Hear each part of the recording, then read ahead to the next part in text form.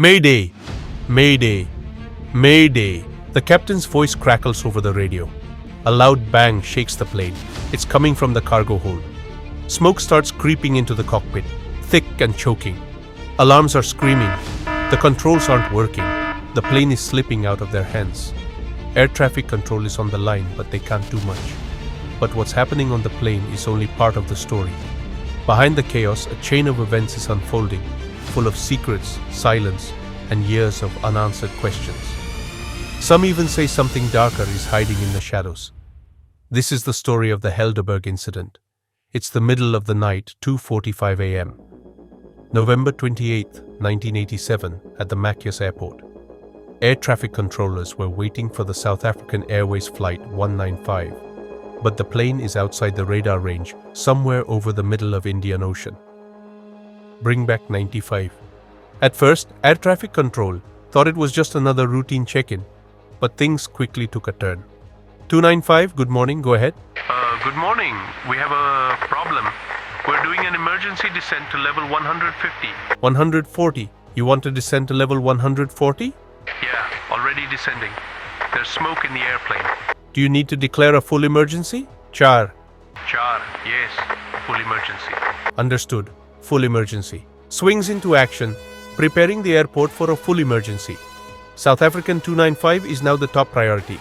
Every available resource is ready to assist. But then, silence. The connection is lost. The ATC officer tries again. Springbok 295, do you copy? Nothing. Seconds tick by, stretching into minutes. The radio stays eerily quiet. For half an hour, they call out to the plane. No answer. Panic sets in. Search and rescue planes are scrambled, but there's a massive challenge. They have no idea where to search. The Indian Ocean below is a vast, endless darkness. The last coordinates the captain gave were rough estimates. His electronics were already failing, and even he wasn't sure where they were. Worse, the plane was outside Marius's radar range. The rescuers were searching blind. The search continued through the daylight hours. Airports on the islands of Mauritius and Réunion coordinated the efforts. The 747 was about 150 miles from Mauritius Airport when the captain requested an emergency descent. He reported a fire on board. Moments later, all contact was lost. The plane had started its journey at Changi Airport in Taiwan. It was a South African Airways Boeing 747, known as the Helderberg. This is an overnight flight to Johannesburg, South Africa, with a planned refueling stop in Mauritius. The Helderberg isn't your typical Boeing 747. It's what's known as a Combi. Normally, 747s keep passengers on the main and upper decks, while luggage stays tucked away in the belly. But a Combi shakes things up. In this design, passengers sit in the front section of the main deck, while the back third is reserved for cargo. A bulkhead separates the two areas, and a small door lets the crew access the cargo space. Now here's the twist. Boeing made that bulkhead movable to give airlines flexibility. Need more cargo space? Slide the bulkhead back. Meanwhile, the search over the Indian Ocean drags on. Day 1 passes with no sign of the plane. Then day 2. By the 5th day, search crews make a heartbreaking discovery. Small bits of floating debris and 8 bodies. The location? Around 200 kilometers northeast of Mauritius. The full story of what happened is only beginning to surface. Airports like this don't see many flights, but now they have their first grim clue. Small debris and 8 bodies. The Helderberg has crashed. But where's the rest of the wreckage? Still missing. The crew of Flight 295 included Captain David Weiss, First Officer David Atwell, and Flight Engineer G. Fry. During pre-flight checks, everything seemed fine. But one detail stands out. Captain Weiss signed a confidential document and kept its contents to himself. On board were 140 passengers and 6 cargo containers. A Taiwanese customs officer did a quick inspection before clearing the cargo. The plane, delayed by an hour, finally took off at 10:30 p.m. Look at the route. It avoids land, sticking to international waters. Why? In the 1980s, apartheid made South Africa a global outcast. Sanctions barred South African Airways from many airspaces, forcing flights to take long oceanic routes. Meanwhile, The country was fighting a war with Angola and needed weapons, often smuggled through secret deals. Taiwan, another global outcast, was a key ally. Allegedly, planes like the Helderberg carried sensitive cargo under the radar. Literally. With little radar coverage over the ocean, South African planes relied on high-frequency radio to stay in touch with headquarters. As South African Airways Flight 295 soars over the Indian Ocean, investigators start to piece together the story behind its tragic end. Recovered bodies show signs of suffocation from smoke, not impact, hinting at an onboard fire. The mention of smoke and fire sparks theories of a bomb, possibly by Angolan terrorists. But a closer look at the wreckage finds no evidence of an explosion, no impact marks, no splatter cavities. What they do find, though, is chilling. A partially melted graphite tennis racket. Graphite melts at over 600 degrees Celsius, far beyond what should ever occur on a plane. This raises a glaring question. What was Flight 295 carrying? Officially, the cargo is listed as medical supplies, textiles, and sports gear. But when investigators request the original shipping document, the master waybill, they hit a wall. The document was shredded after the crash. In its place, a sanitized copy. The geopolitical context of the 1980s doesn't inspire trust. Was the manifest hiding something? Investigators grow desperate for answers. They need the black boxes, flight data, and cockpit voice recorders, designed to transmit signals for 30 days. The search for the black boxes intensifies as they may hold the truth about what ignited this deadly fire. But somewhere, far from the crash site, a secret locked in another container might hold the real key to solving the mystery. Time is running out. It takes 21 days just to mobilize a salvage boat and get it to the Indian Ocean. By the time the team arrives, only 1 week remains before the black box pingers fall silent. 1 week to find answers before they're lost forever. The 30th day comes and goes. Neither the wreckage nor the black boxes are found. Then investigators hear about the Zur tapes. These tapes could hold vital clues if the pilots had reported any emergencies. South African Airways is asked for the recordings. Guess what?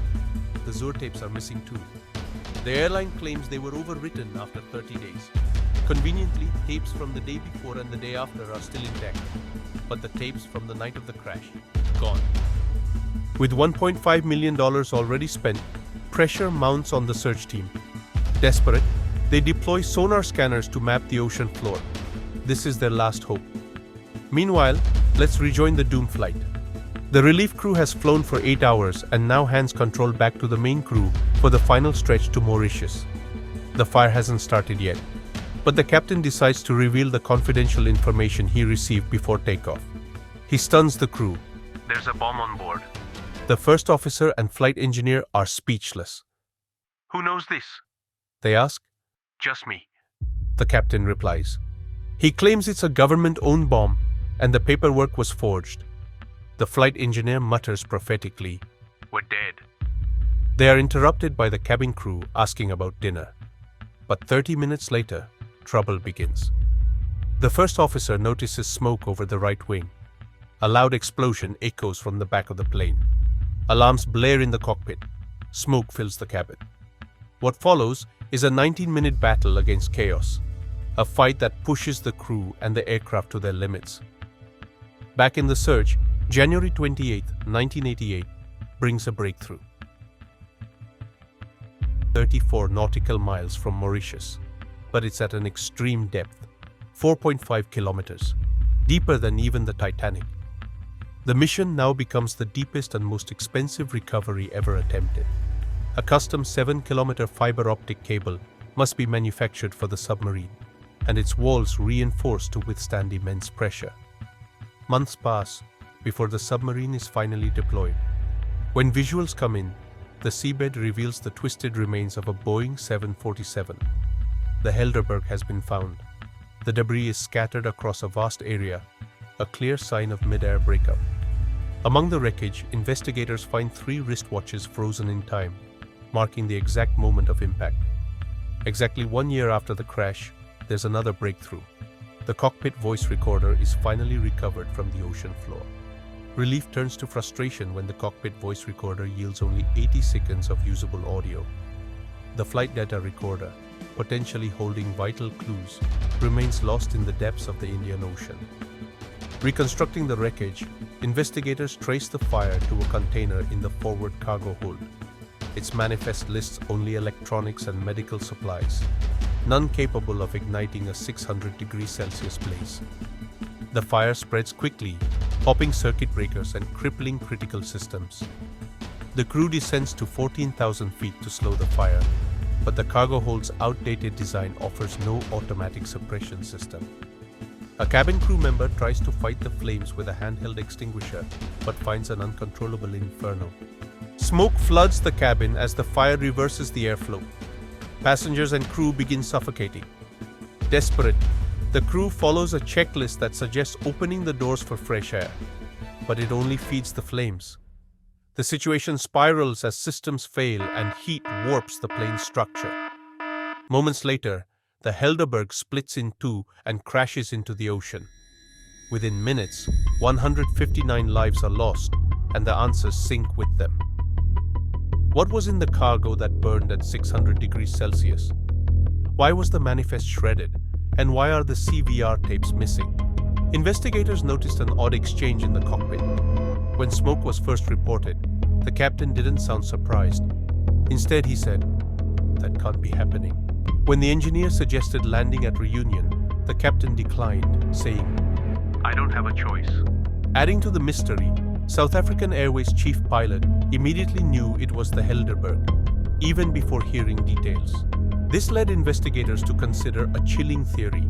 An earlier fire may have occurred, and the crew was ordered to continue flying. Had the cargo been exposed, it could have sparked an international incident. The missing tapes and shredded manifest raised further suspicions. Independent findings revealed traces of ammonium perchlorate, a chemical used in rocket fuel. Why was this material on board, and why wasn't it listed on the manifest? The evidence pointed to a possible arms smuggling operation by the South African government. Under mounting pressure to wrap up the inquiry, investigators couldn't pinpoint the exact cause of the fire. The truth may never be known. The Helderberg disaster, however, left a lasting legacy. It exposed serious flaws in cargo safety and documentation. New regulations now mandate automated fire suppression systems in cargo holds, and stricter documentation standards ensure cargo is accurately recorded, leaving no room for mystery or manipulation. The Helderberg story ends in questions, not answers. Missing tapes, shredded documents, and vanished cargo create a mystery that feels more like a conspiracy. But this isn't the only case that aviation history keeps in its shadow. A similar mystery haunts Pakistan International Airlines Flight 404, a plane that simply disappeared.